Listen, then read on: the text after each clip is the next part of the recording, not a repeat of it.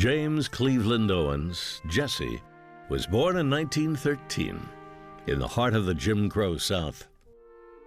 When he was 9 years old, his family relocated to Cleveland, Ohio, where Jesse discovered a flair for the sport that would make him world famous: running.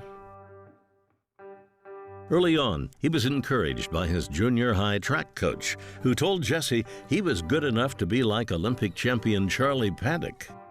Well, he told me that I could be like this man, but there was one thing that I had to do. It meant work and a great deal of effort. And those are the things that I live by. Closely following that advice, Jesse soon found himself competing among the country's best. As a member of the Ohio State University track and field team, he shined, earning the name the Buckeye Bullet. During a 1935 Big Ten track meet, he set 3 world records. He went into that track meet with a back so sorely injured from a fall earlier in that week that the Ohio State boys, his teammates, had to help him put on his track uniform.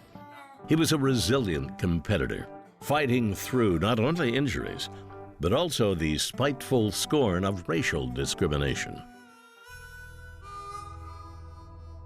For many, Jesse Owens' success at Ohio State wasn't enough to outweigh the color of his skin. He wasn't allowed to live on campus, nor could he receive a scholarship, but Jesse used adversity to fuel his fire.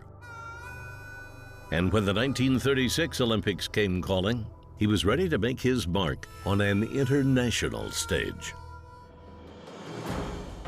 The 1936 Olympics were to be held in Berlin, the capital of a country now under the rule of a malicious dictatorship.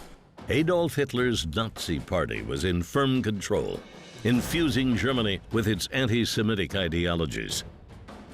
It was bad enough that in the U.S. there was a movement to boycott the Games. But ultimately, it was decided the country should participate.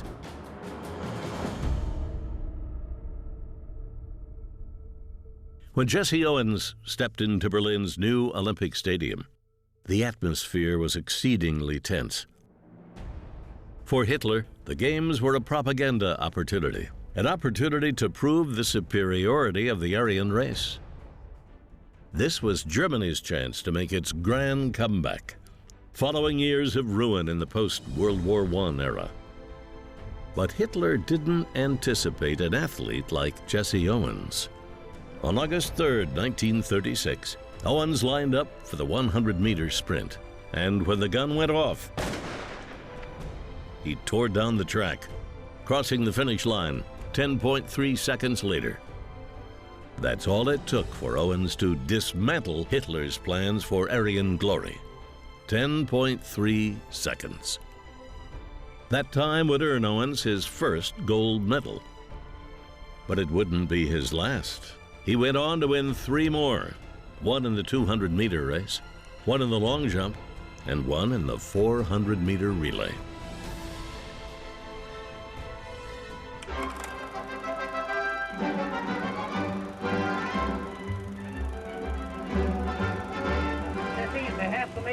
I extend you greetings and best wishes and welcome you back home. I know everyone in America is happy to see you and wish you every good wish for success. Owens' 4 gold performance in the 1936 Olympics held a weighty significance that went beyond sport.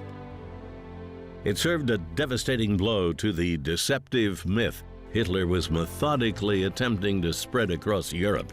But for all Owens accomplished, his own country, one in the grips of its own racial divide, would nearly abandon him. Owens struggled in the years following Berlin. The lucrative commercial opportunities he expected were mostly non-existent. Over time, though, his greatness and the symbolism of what he accomplished during such a divisive period of history emerged as undeniable.